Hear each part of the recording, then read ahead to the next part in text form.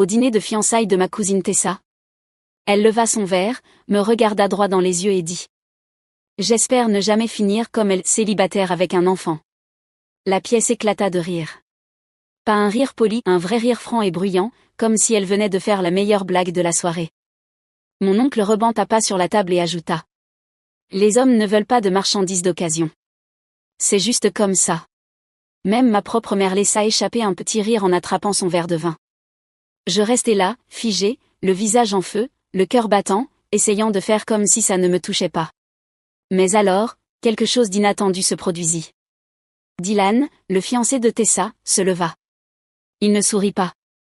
Il ne dit rien tout de suite. Il traversa lentement la pièce en marchant vers moi. Le rire s'éteignit. Les chaises cessèrent de bouger. Les fourchettes s'arrêtèrent à mi-chemin. Chaque personne dans la pièce se tourna pour regarder. Et puis Dylan dit: Je pense qu'il devrait savoir quelque chose. La pièce devint complètement silencieuse. J'avais reçu l'invitation un mois avant le dîner. Un carton crème, lettres dorées, résolument tapa accent grave l'œil. Rejoignez-nous pour célébrer les fiançailles de Tessa Rowan et Dylan Hart. Je l'avais fixée longtemps avant de la poser à côté d'une pile de factures impayées. Tessa et moi ne nous étions pas parlé depuis plus de 6 mois. Pas depuis qu'elle avait fait une blague à une baby shower, disant que je collectionnais les couches et les mauvaises décisions. J'avais ri à l'époque, pour éviter le conflit, mais ça m'était resté sur l'estomac comme une pierre. Je n'étais pas sûre de pouvoir supporter une soirée entière entourée de gens qui me regardaient encore comme une mise en garde pour adolescente. Alors que j'avais 32 ans, que j'élevais mon fils seul, que je travaillais à 2 emplois. Et que je faisais survivre notre petit appartement à coups de missions en freelance tard dans la nuit et de prières. J'ai failli ne pas y aller. Mais ma mère m'a appelé 3 fois la veille. Saria, souris un peu, mange un morceau, montre-toi. C'est juste une soirée. Elle ne l'a pas dit à voix haute, mais je savais ce qu'elle voulait dire. Ne fais pas de vagues. Ne mets personne mal à l'aise. Fonds-toi dans le décor. Alors j'ai mis ma plus jolie robe, qui datait de 2 ans et fermait à peine. J'ai emprunté des chaussures à ma voisine. J'ai laissé Milo choisir le collier que je porterais. Il a choisi un petit cœur en argent, en disant qu'il ressemblait au sien. Dès notre arrivée, je pouvais sentir la tension cachée derrière les compositions florales et les embrassades feintes. Le restaurant était chic, salle privée, lumière tamisée et musique douce, 20 coûteuses alignées comme des trophées. Tout le monde portait l'élégance comme une armure. Tessa flottait dans la pièce dans une robe en soie moulante et trop de parfum. Elle m'embrassa sur la joue comme si j'étais sa tante éloignée. « Je suis tellement contente que tu sois venue, dit-elle avec un sourire qui n'atteignait pas ses yeux. Tu es venue avec quelqu'un ou juste Milo? Juste Milo, répondis-je. Oh, fit-elle, puis elle se tourna pour saluer quelqu'un d'autre. Milo fut envoyé à la table des enfants avec un cahier de coloriage et des nuggets de poulet. Moi, on m'installa près du bout de la longue table drapée de blanc, entre ma mère et tante Valérie, qui passa les 10 premières minutes à me montrer des photos des costumes d'Halloween de son chien. Je balayai la table du regard. Mon oncle Reban, le père de Tessa, avait déjà 3 verres dans le nez. Ma mère avait l'air d'essayer de se rendre invisible depuis notre arrivée. De l'autre côté de la pièce, Dylan restait debout près du bar, parlant avec son frère cadet. Je remarquai qu'il vérifiait souvent son téléphone, que son sourire avait l'air forcé. Il était clair pour qui la pièce avait été décorée. Tessa rayonnait sous l'attention, maîtrisant la foule avec son charme bien rodé. Elle avait toujours su faire rire les gens. Quand les hors-d'œuvre furent servis, ma mère se pencha vers moi et murmura.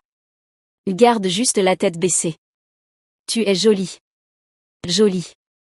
Pas belle. Pas forte. Juste jolie. Comme si c'était le plus grand compliment qu'elle pouvait me faire. J'ai hoché la tête. J'ai essayé de profiter du repas. J'ai essayé de respirer à travers les silences gênants et les regards appuyés de certains membres de la famille qui voyaient toujours mon fils comme une tache sur notre arbre généalogique. J'ai fait la conversation, ri quand il fallait, passer le beurre. Mais à l'intérieur, je retenais mon souffle. Je ne m'attendais pas à de la gentillesse, pas vraiment.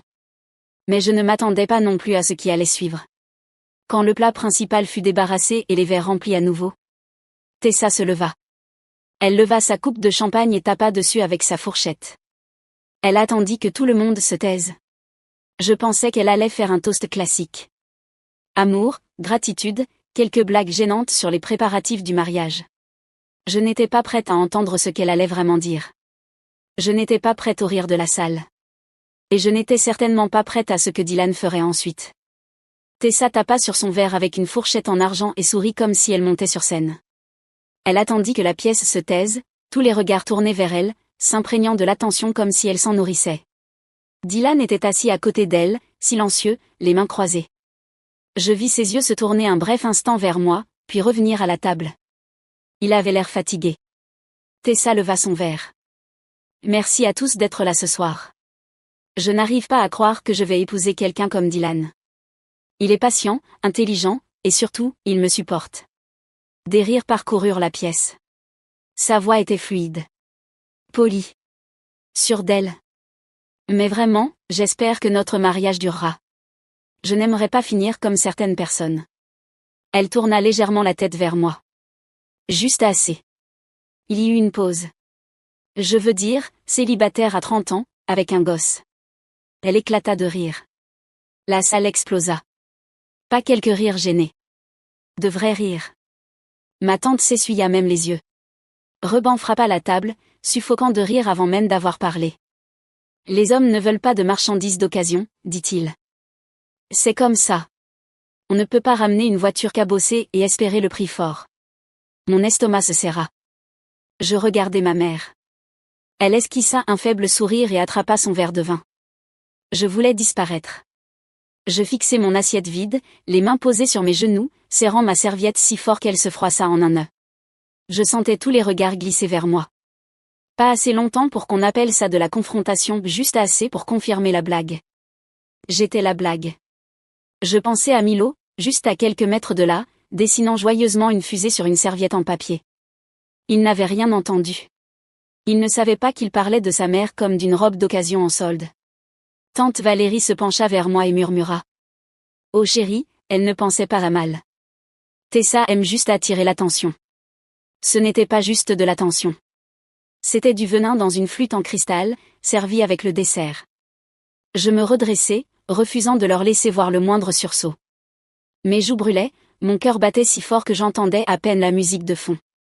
Je regardai Dylan à nouveau. Il fixait ses mains. Sa mâchoire était crispée. Il ne riait pas. Tessa continua comme si de rien n'était. Elle lança quelques autres blagues, cette fois sur le fait qu'elle avait forcé Dylan à se débarrasser de sa console de jeu et sur comment il ne survivrait jamais au mariage sans elle. Les rires furent plus faibles, cette fois. Quelques personnes semblaient mal à l'aise. Ma mère tripotait son bracelet. Personne ne dit rien. C'était ça, le pire. Personne ne dit rien. Il riait parce que c'était facile. Parce qu'il est plus facile de rire de la femme qui n'a pas fait les choses comme il faut. Celle qui a eu un bébé sans mari. Celle qui est venue seule. Celle qui ne souriait pas assez grand ou ne jouait pas le jeu. Je pensais à me lever. À attraper Milo, dire quelque chose de cinglant, et sortir. J'avais déjà les mots sur le bout de la langue, quelque chose comme. Au moins moi, j'ai élevé un être humain pendant que tu postais encore des photos en bikini pour qu'on te valide. Mais je ne dis rien. Je ravalais. Je restais là, laissant la chaleur me monter dans la poitrine et jusque dans les oreilles. Je pris une grande inspiration et me rappelai que ce n'était qu'une soirée. Que je rentrerais chez moi, coucherais Milo, et ne penserais plus jamais à ces gens-là. Puis Dylan se leva. Il ne dit rien au début. Il recula simplement sa chaise et fit le tour de la table. Tout le monde s'arrêta. Tessa cligna des yeux. Reban attrapa son verre. Ma mère fixait son giron. Dylan traversa toute la pièce jusqu'à moi. Le bruit dans la salle se figea, comme si tout l'oxygène avait disparu. Il me regarda. Puis regarda la table pleine de gens, la famille dans laquelle il allait se marier. Et alors il parla. Je pense qu'il devrait savoir quelque chose, dit-il. Personne ne bougea. Personne ne rit. À cet instant, tout changea. Les mots de Dylan tombèrent dans l'air comme une pierre dans de l'eau calme. Je pense qu'il devrait savoir quelque chose. La pièce ne devint pas seulement silencieuse. Elle se figea. Chaque tintement de couvert. Chaque rire nerveux. Chaque geste gelé. Ma cousine Tessa cligna des yeux, confuse. Incertaine de savoir si cela faisait partie d'un toast surprise qu'elle n'avait pas validé. Mon oncle Reban baissa son verre. Ma mère se tourna légèrement dans son siège, me regardant enfin, au lieu de regarder au-delà de moi. Je ne pouvais plus respirer. Dylan se tenait juste à côté de moi, maintenant. Pas derrière moi. Pas à l'autre bout de la table. Juste à côté. Assez près pour que je voie sa mâchoire crispée. Je m'attendais à plus d'humiliation. Peut-être allait-il être d'accord avec eux. Peut-être s'apprêtait-il à dire quelque chose dont je ne me relèverai jamais. Il baissa les yeux vers moi, pas avec pitié. Pas avec honte. Mais avec autre chose. Quelque chose de solide. Puis il se tourna vers le reste de la pièce. Je ne pense pas pouvoir rester là sans rien dire, dit-il. Sa voix était calme mais nette. Pas forte, mais suffisamment ferme pour que personne n'ose l'interrompre. Tessa, dit-il en la regardant maintenant. Ce n'était pas juste une blague. C'était cruel. Elle ouvrit la bouche. Mais il leva la main. Il faut que je dise ça. Ses yeux balayèrent la pièce. Vous riez tous de Sia comme si c'était un échec. Comme si sa vie était un avertissement. Mais ce que vous ne savez pas, ce que vous refusez de voir, c'est qu'elle est la personne la plus forte dans cette pièce. Mon cœur battait à tout rompre. Je ne comprenais pas ce qui se passait. Je sentais une vingtaine de regards braqués sur moi. Mais Dylan ne perdait pas sa concentration. Il continua. Il y a 2 ans, quand j'étais au plus bas, Sia m'a aidé. Pas juste avec des pistes d'emploi ou des encouragements, avec un vrai soutien. Elle m'a donné de son temps. De son énergie. De sa gentillesse. Alors que personne d'autre dans cette famille ne remarquait même que j'allais mal. Des gens commencèrent à bouger dans leur siège. Le sourire de Tessa avait disparu. Les mains de ma mère étaient fermement croisées sur ses genoux. Quand j'ai perdu mon job dans la tech, je suis tombée en dépression. J'ai commencé à trop boire. Tessa m'a dit de me ressaisir. Son père m'a dit d'arrêter d'être faible. Mais Sia, elle, prenait de mes nouvelles chaque semaine. Elle m'a aidé à remettre mon CV en ordre. Elle m'a mis en contact avec quelqu'un avec qui elle avait travaillé. Elle a même gardé ma nièce pendant que ma sœur se faisait opérer juste pour que je puisse aller à des entretiens. Elle n'a jamais rien demandé. Elle n'attendait aucune reconnaissance. Elle était simplement là. Il se tourna de nouveau vers moi. Tu ne me connaissais pas bien, mais tu as vu que je me noyais et tu m'as sorti de là. Ma gorge se serra. Pas de honte, cette fois. Mais d'incrédulité. Dylan se retourna vers la table. Alors quand vous riez d'elle. Quand vous la réduisez à un stéréotype. Quand vous agissez comme si elle était cassée ou usée ou peu importe l'horreur que Ruben vient de dire. Ce n'est pas une figure abstraite que vous insultez. C'est la personne qui m'a aidé à me relever. C'est le genre de femme que j'aimerais voir plus souvent dans ce monde. Tessa se leva maintenant. Qu'est-ce que tu fais? Je suis honnête, répondit Dylan. J'ai enduré beaucoup de sourires forcés et de compliments creux ce soir, mais je ne vais pas rester là à te regarder démolir quelqu'un de bien juste pour te mettre en valeur. Le visage de Tessa était dur. Tu essaies de m'humilier? Non, dit Dylan. Tu t'es humiliée toute seule. Quelques personnes baissèrent les yeux vers leur assiette. Le visage de mon oncle était rouge écarlate. Ma mère avait l'air de vouloir disparaître. Personne ne bougea. Personne ne dit un mot. Dylan me regarda de nouveau. Tu ne méritais pas ça. Rien de tout ça. Je voulais dire quelque chose. Merci. Ou peut-être ça va. Mais je n'y arrivais pas. Je me contentais de hocher la tête. C'était tout ce que je pouvais faire. Dans une pièce pleine de gens qui prétendaient m'aimer, Dylan fut le premier à réellement prendre ma défense. Pas en privé. Pas plus tard par message. Là. À ce moment précis. Quand ça comptait. L'air avait changé. L'histoire aussi. Et pour la première fois depuis longtemps, je ne me recroquevillais pas sur ma chaise. Personne ne bougea. La pièce resta suspendue dans ce silence lourd et insupportable après les mots de Dylan. Je pouvais entendre le bourdonnement des néons. Quelque part au loin, un serveur fit tomber un plateau. Personne ne rit. Personne n'osa. Tessa était toujours debout, fixant Dylan comme s'il l'avait giflé devant toute la famille. Ses joues étaient rouges, mais pas de honte. C'était de la rage. Pure et tranchante. Elle regarda autour de la table, cherchant quelqu'un pour la sauver, pour la soutenir, pour détourner les projecteurs. Mais personne ne dit un mot. L'oncle Ruben se tortilla sur son siège, puis finit par marmonner. Il est juste émotif. Faut pas le prendre au sérieux. Dylan ne tourna même pas la tête. Il resta concentré sur la pièce. Vous voulez parler d'émotion? Très bien. Parlons de ce que ça demande réellement d'élever un enfant seul. De cumuler 2 emplois. D'être présent pour quelqu'un même quand ce n'est pas pratique. Ce n'est pas de l'émotion. C'est de la force. Tessa croisa les bras. Tu es en train de dire que tu as des sentiments pour elle? Dylan la regarda comme s'il ne reconnaissait plus la personne devant lui. Je suis en train de dire que je l'admire. Que je la respecte. Et peut-être que si tu passais moins de temps à jouer la perfection et plus de temps à écouter, tu comprendrais pourquoi ça compte. Ces mots frappèrent plus fort que tout ce qu'il avait dit auparavant. Parce que ce n'était plus seulement à propos de moi. C'était à propos de vérité.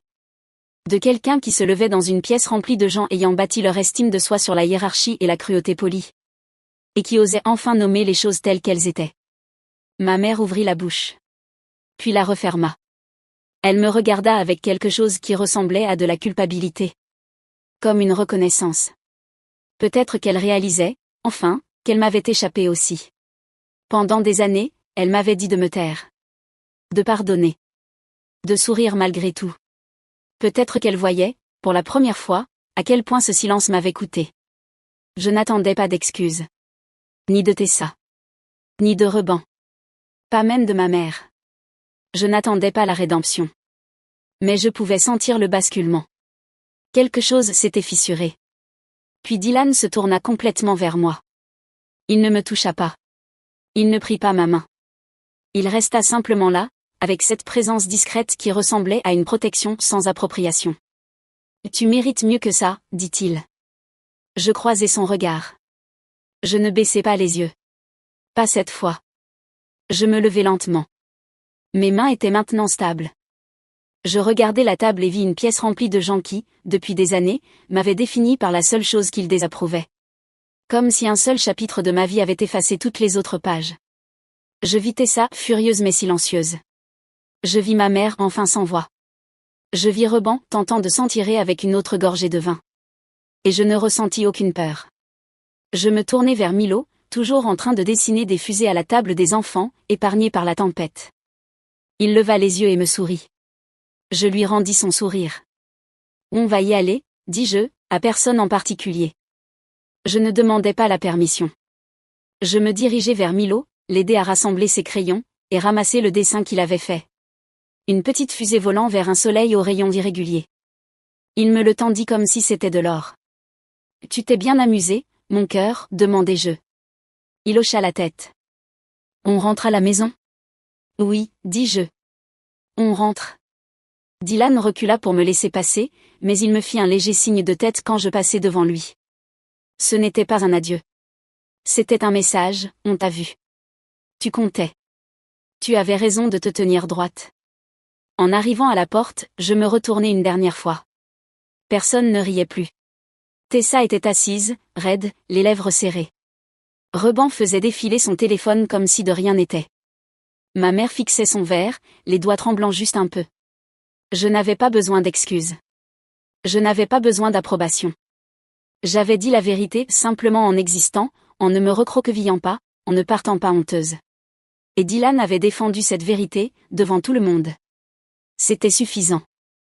J'ouvris la porte, et Milo glissa sa main dans la mienne. Nous partîmes ensemble, stables, inébranlables. L'air de la nuit était différent dès que nous fûmes dehors. Pas plus froid, juste plus pur. Plus léger. Comme si le poids que je portais depuis des années s'était enfin envolé. Pas parce que quelqu'un me l'avait ôté. Mais parce que j'avais cessé de prétendre qu'il m'appartenait. Milo trottina un peu sur le trottoir, fredonnant en agitant son dessin comme un drapeau. Je le regardais, et pensais à ce qu'il m'avait fallu pour élever un enfant qui était encore joyeux. Encore plein de lumière, même quand sa mère avait traversé le feu pour préserver cette lumière. Avant, je voyais ma vie à travers le prisme de ce que j'avais perdu. La relation qui n'avait pas duré. La famille qui ne m'avait jamais comprise. La sécurité que j'avais sacrifiée en choisissant d'avoir un enfant seul. Pendant des années, j'avais laissé leur voix définir ma valeur. J'avais absorbé leur déception. J'avais porté leur jugement comme si c'était à moi de le réparer. Mais en sortant de cette pièce, main dans la main avec mon fils, je sentis quelque chose changer en moi. Pas de la colère. Pas de la fierté. Juste de la clarté. Il ne riait plus parce que quelqu'un avait enfin dit la vérité. Pas l'histoire qu'ils avaient construite autour de moi, mais celle que j'avais réellement vécue. Je n'avais pas besoin d'un homme pour me valider. Je n'avais pas besoin de l'approbation de ma famille pour que ma vie soit réelle. J'avais besoin d'honnêteté. J'avais besoin que quelqu'un dise à haute voix que j'étais plus que la pire version de leurs suppositions. Dylan ne m'a pas réparé. Il ne m'a pas sauvé. Ce qu'il a fait est plus puissant, il m'a vu. Et en me voyant, il a obligé les autres à me voir aussi. Ce moment n'était pas seulement une défense. C'était une rupture. Avec ce cycle qui dit aux femmes qu'elles ne valent que si elles cochent toutes les cases. Avec ce système qui traite les mères seules d'égoïstes. Avec cette idée que la force est un échec quand elle ne vient pas accompagnée d'une bague. Ma mère m'a envoyé un message plus tard ce soir-là. Une seule phrase, je suis désolée. Ça n'a rien effacé, mais c'était déjà quelque chose. Une fissure dans le mur. Peut-être même un commencement. Tessa, elle, n'a pas cherché à me joindre. Je ne m'y attendais pas. Je n'ai pas besoin de ses excuses. Je ne mesure plus ma valeur à ce qu'elle pense de moi. Ce dont j'avais besoin, c'était exactement ce que je m'étais offert. La permission de quitter un lieu où l'on me diminuait, et d'en sortir entière. J'ai mis Milo au lit quand nous sommes rentrés. Il était fatigué, mais heureux. Il ne posa aucune question sur le dîner. Il ne demanda pas pourquoi j'avais l'air différente. Il s'est juste blotti dans ses couvertures et m'a dit qu'il m'aimait avant de fermer les yeux. Je me suis assise dans le salon, encore en robe, et j'ai laissé le silence s'installer. J'ai repensé à toutes les fois où j'avais souhaité devenir invisible. Toutes les fois où j'avais tenté de me faire plus petite. Pour ne pas offenser, ne pas gêner, ne pas devenir le sujet de jugements murmurés. C'est terminé, tout ça. J'ai traversé assez d'épreuves seule pour savoir que je n'ai jamais à m'excuser d'avoir survécu. J'ai élevé un enfant gentil, curieux, aimant. J'ai construit une vie avec du cran, avec de la grâce.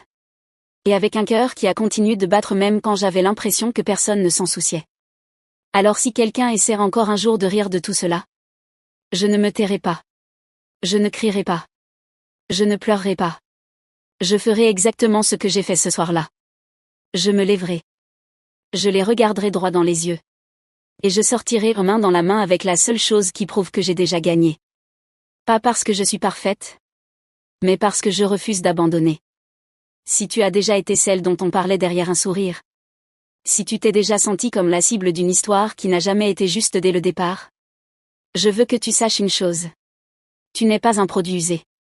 Tu n'es pas abîmé. Tu n'es pas en retard. Tu es suffisante là, maintenant, telle que tu es. Et tu mérites d'être vue. Tant d'entre nous passent des années à se rapetisser. Pour entrer dans des pièces où nous n'étions jamais censés rester. Mais la guérison commence au moment où l'on cesse de s'excuser pour sa vérité. Si cette histoire a réveillé quelque chose en toi. Si elle t'a rappelé ta force, ta valeur. Ou un moment où tu t'es défendu. J'espère que tu en garderas la trace. Tu as le droit de prendre ta place. Tu as le droit de partir. Tu as le droit de recommencer. Et si personne ne te l'a dit aujourd'hui, tu fais mieux que tu ne le crois. Si cette histoire t'a touché, mets un j'aime pour qu'elle puisse toucher d'autres personnes aussi. Laisse un commentaire ci-dessous et partage ton histoire, je les lis toutes. Abonne-toi à la chaîne pour plus d'histoires qui parlent au cœur. Et n'oublie pas d'activer la cloche de notification, pour ne jamais rater un moment qui pourrait bien changer la façon dont tu te vois. Et si quelqu'un dans ta vie a besoin d'entendre ça, partage-le. Tu ne sais jamais qui attend d'être enfin vu. Merci d'être là.